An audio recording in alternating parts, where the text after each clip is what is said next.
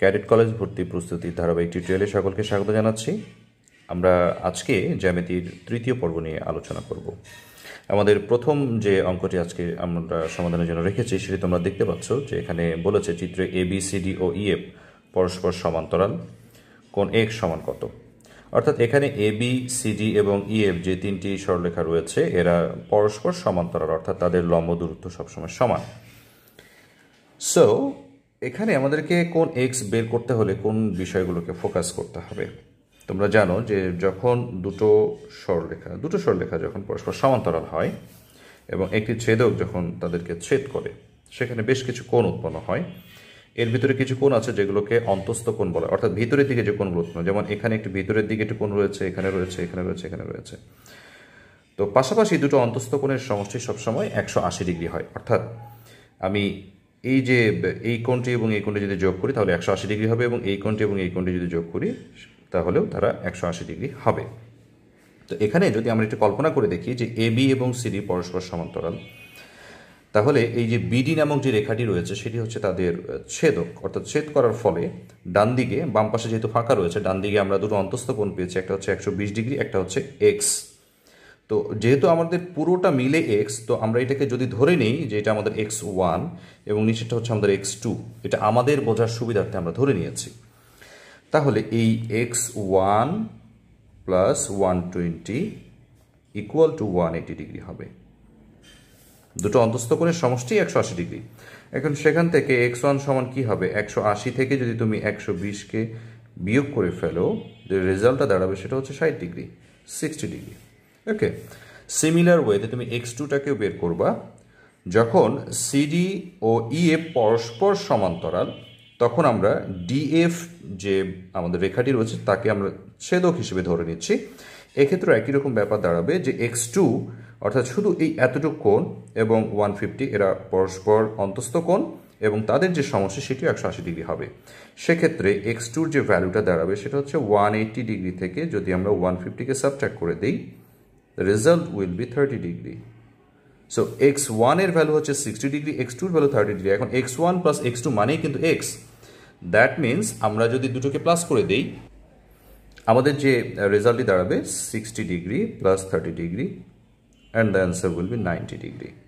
So এই যে in total যে X, এই দুটো কোণের যে সমষ্টি তার ভ্যালু এসেছে 90 ডিগ্রি। আশা করি তোমরা অঙ্কটা বুঝতে পেরেছ।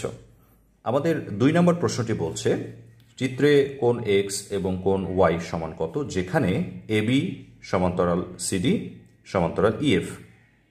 তো ইংলিশে এটাকে প্যারালাল বলে আর কি।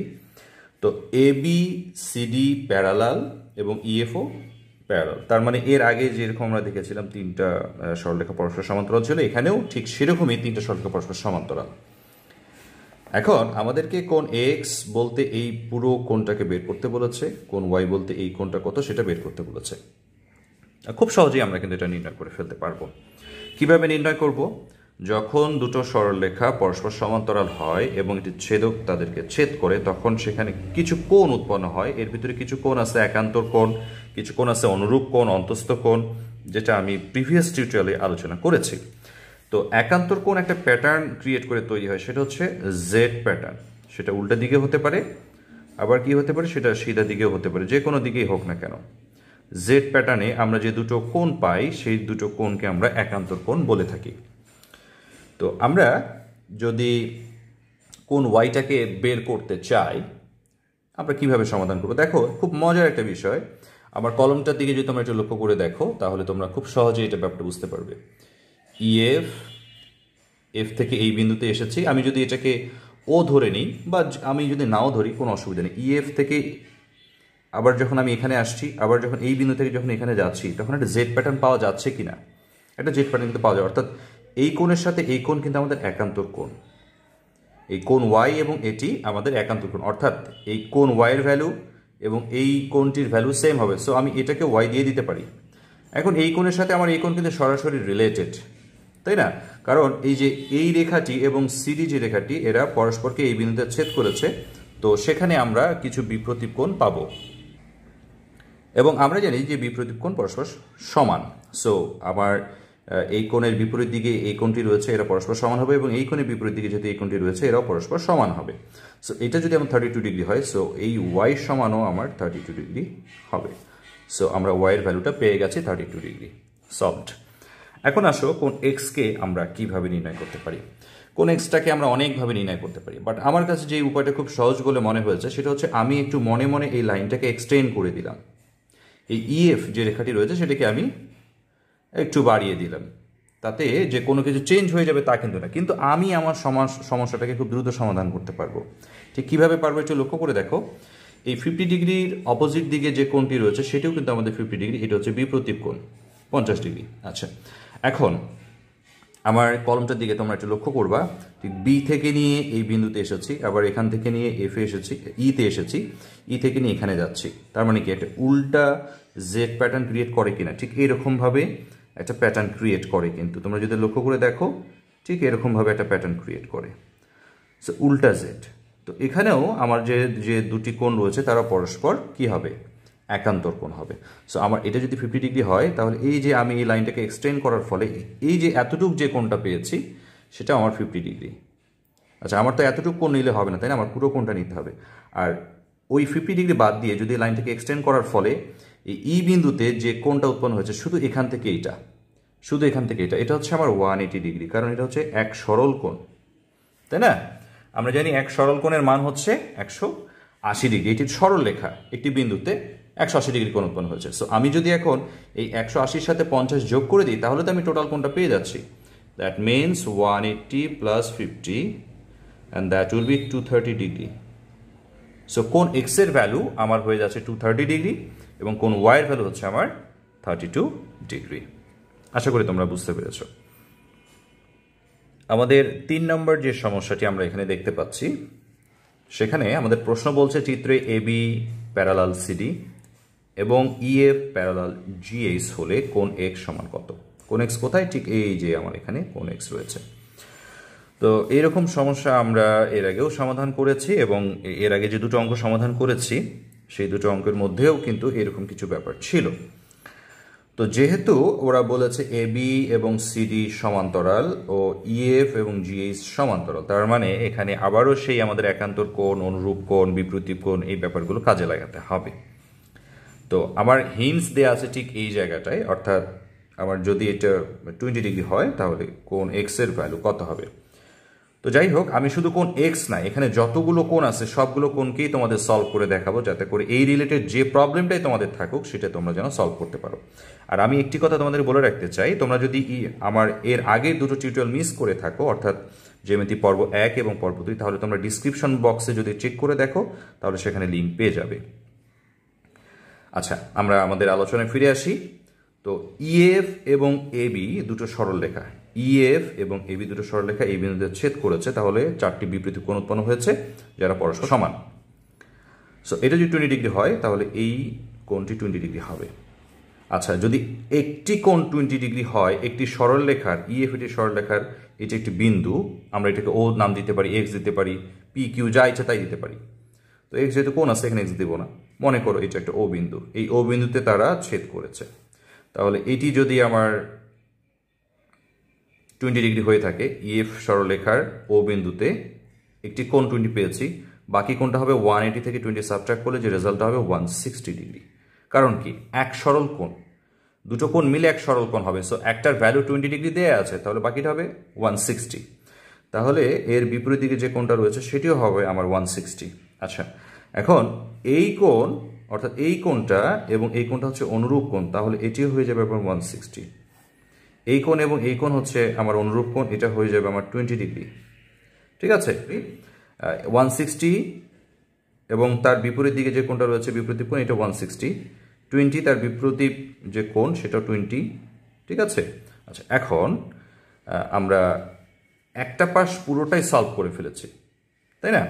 তো আমি যেহেতু তোমাদেরকে প্রথম অঙ্কটা সমাধান করার সময় বলেছিলাম যে সমান্তরাল সরলরেখাকে একটা ছেদ করে ভিতরের দিকে যে অন্তস্থ কোণগুলো উৎপন্ন হয়, পাশাপাশি দুটো অন্তস্থ কোণের সমষ্টি 180 ডিগ্রি হয়।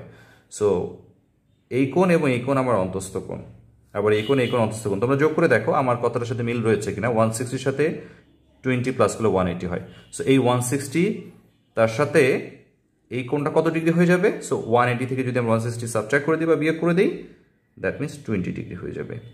তার বিপরীত মানে বিপরীত কোণ এটিও 20 ডিগ্রি, তাহলে এটা হয়ে যাবে আমাদের 160, এর বিপরীত দিকে এটা হয়ে যাবে 160, এবং এই কোণ হচ্ছে আমার অনুরূপ কোণ। সো এটা হচ্ছে যাবে আমার 160, দ্যাট মিনস এক্স এর ভ্যালু হয়ে যাবে 160, এটা 20 ডিগ্রি, এটি হয়ে যাবে 20 ডিগ্রি। দ্যাট মিনস আমরা কিন্তু এক্সকে সলভ করেই ফেলেছি, শুধু এক্স না, এখানে যতগুলো কোণ ছিল সবগুলো কোণকেই আমরা সমাধান করে ফেললাম, ঠিক আছে না? সো কিভাবে সমাধান করেছি? তিনটা কোণকে মানে কাজে লাগিয়ে সমাধান করেছি। একটা হচ্ছে বিপ্রতীপ কোণ, একটা অনুরূপ কোণ, আরেকটি আমরা এখানে অন্তস্থ কোণে ব্যবহার করছি। যদিও একান্তর কোণও করা যায়, যেমন ঠিক এই যে এই বাহু থেকে নিয়ে এখানে এসে আবার এইভাবে চলে গেছে, এটা জেড প্যাটার্ন ক্রিয়েট করে, এটা 20 হলে এটা অবভিয়াসলি 20 ডিগ্রি হবে, ঠিক আছে? আবার এইভাবে করে এই দিক থেকে আবার এই দিকে গেছে, এটা উল্টা জেড, তাই না? সো এটা যদি 160 হয়, এটা 160 হবে। সো এখানে আমরা যে কোনোটাকে হিন্টস হিসেবে ধরে নিয়ে কিন্তু অঙ্কটাকে সমাধান করে ফেলতে পারতাম। সো আমাদের কাঙ্ক্ষিত অ্যান্সার এক্স এর ভ্যালু 160 ডিগ্রি। এরপর আমরা যে 4 নম্বর যে অঙ্কটা এখানে দেখতে পাচ্ছি, এখানে বলতেছে যে চিত্রে এবিসিডি একটি চতুর্ভুজ এবং এডি সমান্তরাল বিসি, এবি সমান্তরাল সিডি হলে কোণ এক্স এবং কোণ ওয়াই সমান কত? এখানে দেখতে পাচ্ছ যে তোমরা এডি সমান্তরাল বিসি, তাদের লম্ব দূরত্ব সমান, আর এবি এবং সিডি পরস্পর সমান্তরাল, তাদের লম্ব দূরত্ব সমান।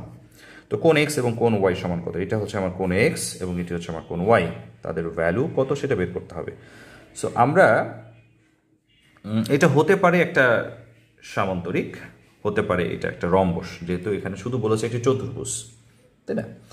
যেটাই হোক না কেন, রম্বসই হোক এবং সামান্তরিকই হোক না কেন, যদি বিপরীত বাহুগুলো পরস্পর সমান্তরাল হয় তাহলে সেটা সামান্তরিক এবং রম্বস হওয়ার চান্স থাকে। শুধু ডিফারেন্স এতটুকুই, রম্বসের সবগুলো বাহুর দৈর্ঘ্য সমান হয় আর সামান্তরিকের বিপরীত বাহুগুলো সমান হয়, অর্থাৎ বিসির সাথে এডি সমান হবে, এবির সাথে সিডি সমান হবে। যাই হোক না কেন, রম্বস বা সামান্তরিক, বিপরীত যে কোণগুলো অবশ্যই সমান হবে, অর্থাৎ এই কোণ বি, যেটাকে আমরা বলতে পারি এ বি সি সমান যদি 55 ডিগ্রি হয়, যেটা আমাদের ক্লু এই অঙ্কটা সলভ করার জন্য, তার যে বিপরীত যে কোণ এক্স সেটি সমান হবে, অর্থাৎ আমরা বলতে পারি এক্স সমান 55 ডিগ্রি। ওকে, আচ্ছা। সো ওয়াই কিভাবে পাবো? আমরা এর আগের যে ম্যাথগুলো সলভ করলাম সেখানে আমরা বলেছিলাম যে দুটো সরলরেখা যদি পরস্পর সমান্তরাল হয় আর যদি সেখানে ছেদক থাকে, তো আমরা যদি চিন্তা করি যে এডি বিসি সমান্তরাল, তখন এবি আমাদের ছেদক হয়ে যাবে, যেহেতু এই দুটো সরলরেখা টাচ করেছে সে। তাহলে যে অন্তস্থ কোণগুলো উৎপন্ন হয়, এই অন্তস্থ কোণের পাশাপাশি দুটো অন্তস্থ কোণের সমষ্টি হয়ে যায় 180 ডিগ্রি। তো যদি আমি ওয়াইকে পেতে চাই তাহলে আমি কি করব? এই 180 ডিগ্রি থেকে, সো ওয়াই সমান 180 ডিগ্রি থেকে যদি আমি 55 ডিগ্রিকে বিয়োগ করে দিই, সেটা এই 55 হোক বা এই 55 হোক, যে কোনো একটা, কারণ এখানেও কিন্তু তারা পাশাপাশি কোণ, তারা অন্তস্থ কোণ, এখানেও তারা অন্তস্থ কোণ, আবার এই দুটো কোণও কিন্তু আমার অন্তস্থ কোণ, তাদের সমষ্টিও 180 ডিগ্রি হবে। তো যদি আমি বিয়োগ করে দিই, আমার যে রেজাল্ট আসবে সেটা হচ্ছে 25 ডিগ্রি, 125 ডিগ্রি। সো ওয়াইয়ের যে ভ্যালু সেটা হচ্ছে 125 ডিগ্রি। তার মানে এই যে এ কোণের বিপরীত দিকে আছে সি কোণ, যেটা আমরা বলেছি যে বিপরীত কোণ সমান হবে, তাহলে এটি 125 ডিগ্রি হলে এটিও, এই কোণটিও আমার 125 ডিগ্রি হবে। তাহলে এই রিলেটেড যে প্রবলেমটাই তোমার থাকুক, তোমার এই কোণটা বের করতে বলুক বা এই কোণটা বলুক বা এই কোণটা বলুক, এখন কিন্তু তুমি খুব সহজেই এই ধরনের অঙ্কগুলোকে সমাধান করে ফেলতে পারবে। আমাদের আজকের সর্বশেষ যে আলোচনা সেটি একটি ত্রিভুজ রিলেটেড প্রবলেম। এখানে তোমরা দেখতে পাচ্ছ এবিসি একটি ত্রিভুজ, তার দুটি কোণ দেয়া আছে, এ কোণের মান 65 ডিগ্রি, বি কোণের মান হচ্ছে 45 ডিগ্রি। আমাকে কিন্তু সি বের করতে বলে নাই, আমাকে বের করতে বলেছে বাইরের দিকের যে কোণ, অর্থাৎ এটা আমাদের বহিস্থ সি কোণ যেটা, সেটা বের করতে হবে, অন্তস্থ সি কোণটা কিন্তু নয়।